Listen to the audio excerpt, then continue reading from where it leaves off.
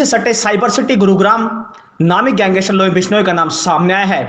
Lawrence Bishnoi gang को बता का एक शख्स ने एक बिजनेसमैन से 5 करोड़ की फिरौती मांगी। गुरुग्राम के सेक्टर 10 थाना इलाके में रहने वाले एक बिजनेसमैन से आकाश नाम के शख्स ने, जो कि उत्तर प्रदेश मुजफ्फरनगर का रहने वाला है, व्हाट्सएप मैसेज कर व्हाट्सएप कॉल कर 5 करोड़ की फिरौती मांगी है। इसके साथ ही पैसा न देने के एवज में जान से मारने की धमकी दी थी। धमकी के बाद बिजनेसमैन ने इसकी जानकारी पुलिस को दी। गुरुग्राम पुलिस ने इसकी मामले में गहनता की जांच करते हुए 24 घंटे के अंदर ही मैसेज भेजने वाले और धमकी देने वाले आरोपी को गिरफ्तार कर लिया है। हरियाणा पुलिस की शुरुआती पूछताछ में आरोपी ने यह वारदात पहले ही कबूल कर ली है।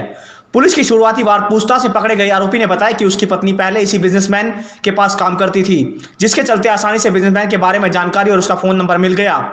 आरोपी से थोड़े समय में ही करोड़पति बनने का आसान तरीका अपनाया, लेकिन आरोपी को यह कहां पता था कि कानून के हाथ लंबे होते हैं, जिसके फलस्वरूप पुलिस की क्राइम ब्रांच ने आरोपी को 24 घंटे के अंदर ही पकड़ लिया। गैंगस्टर लॉरेंस बिश्नोई का नाम इस तरह छा गया कि सब बदमाश उसके नाम का इस्तेमाल करने लगे हैं।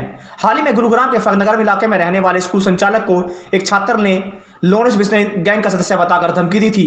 हालांकि पुलिस ने उसे गिरफ्तार कर लिया था। पकड़े गए आरोपी आकाश से पुलिस ने मोबाइल, एक देसी कट्टा और जिंदा कारतूस बरामद कर लिए हैं। पुलिस ने आरोपी को जिला अदालत पेश कर रिमांड लिया है, ताकि आरोपी से और भी जानकारी हासिल की जा सके। दिनांक 13/6/2022 को सेक्टर 10 पुलिस स्टेशन के इलाके के एक व्यापारी से फ़ोन पे वॉइस नोट भेज के और व्हाट्सएप कॉल करके और उससे 5 करोड़ रुपए की फिरौती मांगी गई थी। और उसको ये कहा गया कि भाई हम लॉरेंस बिश्नोई गैंग से बोल रहे हैं और अगर आप फिरौती नहीं दोगे तो आपको आपकी जान गंवानी पड़ सकती है। इस तरह की चीज़ डरा के और फिरौती मांगने का उन्होंने ये काम किया, जिसके आधार पे हमने सेक्टर 10 पुलिस स्टेशन में उनकी शिकायत के आधार पे केस रजिस्टर करके और इन्वेस्टिगेशन शुरू की गई। और 24 घंटे के अंदर ही हमारी क्राइम टीम 31 के इंचार्ज इंस्पेक्टर आनंद के नेतृत्व में टीम ने काम करते हुए उस धमकी देने वाला जो शख्स है, जिसका नाम आकाश है, मुजफ्फरनगर ज़िले का ये रहने वाला है, इसको हमने गिरफ़्तार करने में कामयाबी हासिल की। पूछताछ पे ये पता चला कि इसकी पहले ये एक प्राइवेट कंपनी में काम करता था, अब वो नौकरी छूट गई और इसकी मिसेज ये जो व्यापारी जिसको धमकी दी गई थी, इसकी कंपनी में पहले काम करती थी। तो इनको इस बात का अंदाज़ा था कि यहाँ से हमें पैसे मिल सकते हैं, तो इसलिए इन्होंने इस तरह की वारदात को अंजाम दिया। हमने इससे एक देसी कट्टा भी बरामद किया है, जिंदा कारतूस भी। इसकी योजना थी इस तरह की कि अगर यहाँ से पैसे नहीं मिलते तो हम डराने के लिए वहाँ फायर भी कर सकते हैं या उस पर हमला भी कर सकते हैं। तो इस तरह की घटना की तैयारी इसने इसलिए की कि इसको ये लगा कि लॉरेंस के नाम से मैं आपने इस तरह की कॉल भेज के और ये काम करने में सफल रहूँगा और मुझे पैसे मिल जाएंगे। सर, ये अकेला था या इसने किसी और को इस साजिश में अपने साथ शामिल किया था? कहाँ से ये कट्टा लेके आया या पहले को इसका क्रिमिनल बैकग्राउंड है? पहले की क्रिमिनल हिस्ट्री इसकी पता की जा रही है। अभी तक इसने ऐसी कोई बात नहीं बताई कि ये पहले कभी किसी मुकदमे में शामिल रहा हो या गिरफ्तार हुआ हो। फिर भी हम अपने लेवल पे उसकी जांच कर रहे हैं और उसके बाद जैसी हमारे पास इन्फॉर्मेशन आएगी आपसे शेयर करें। सर, प्लानिंग कैसे बनाई, कैसे उस शख्स को टारगेट किया? मैंने बताया शख्स को इसलिए टारगेट किया कि इसकी घरवाली वहाँ उस व्यापारी के यहाँ पहले नौकरी करती थी।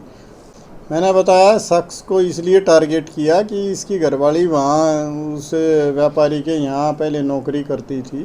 तो जब उसकी पत्नी नौकरी करती थी तो इसको भी इस बात का अंदाज़ा था कि वहाँ एक तो वहाँ से मोबाइल नंबर इजीली मिल गया उनको, और इसको ये अंदाज़ा था कि यहाँ से इस तरह से अगर मैं धमकी दूंगा तो पैसे मिल जाएंगे। सर, लॉरेंस बिश्नोई का ही नाम क्यों इसने इस्तेमाल किया? वो इसलिए कि आजकल अखबार और न्यूज़ चैनल पे उसका नाम काफ़ी प्रचारित हो रहा है, तो इसलिए इसने उसका नाम देने के और प्रेशर बढ़ाने के लिए इस तरह की चीज़ें की। लेकिन ये भी अभी हम जांच का विषय है कि उसमें और भी कोई इन्वॉल्वमेंट किसी की होगी तो उसके खिलाफ भी हम कार्रवाई कर रहे हैं। सर, पिछले दिनों ये दूसरा मामला है जब लॉरेंस बिश्नोई का नाम इस्तेमाल करके इस तरह की चीज़ की गई हो। पहले एक छात्र ने की थी, अब इसने की है।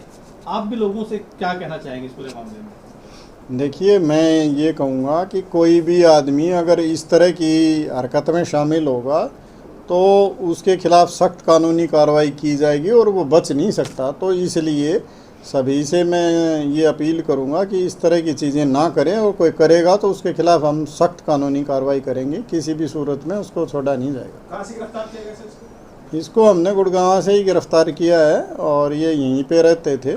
तो अभी हमारे पास जो इन्फॉर्मेशन थी उसके आधार पे हमने इसको गिरफ्तार सर, जो वॉइस मैसेज और जो फोन किए गए थे वो सिम किसके क्या इनके नाम पे किया, किस तरह? हम उसकी इन्वेस्टिगेशन कर रहे हैं और जिस फ़ोन से फ़ोन किया था वो फ़ोन भी हमने बरामद कर लिया है और वेपन भी हमने बरामद कर लिया है और उस पर लगातार इन्वेस्टिगेशन जारी है। इसने अपने वाइफ से अलग से कुछ जानकारी मांगी थी इस ट्रेडर के लिए, या फिर बात में ही वाइफ ने इसको सब कुछ बताया था, या फिर वाइफ भी सस्पेक्ट है? ये सब इन्वेस्टिगेशन का पार्ट है और ये अभी इसमें इन्वेस्टिगेशन जारी है। शिकायतकर्ता का क्या कहना है, किसने किस टाइम फोन किया और फोन पर कैसे बात? नहीं, ये एफआईआर में सारी चीज़ें हैं और उसके आधार पर इन्वेस्टिगेशन की जा रही है। की लेटेस्ट खबरें जानने के लिए चैनल को सब्सक्राइब और बेल आइकन को प्रेस करना ना भूलें।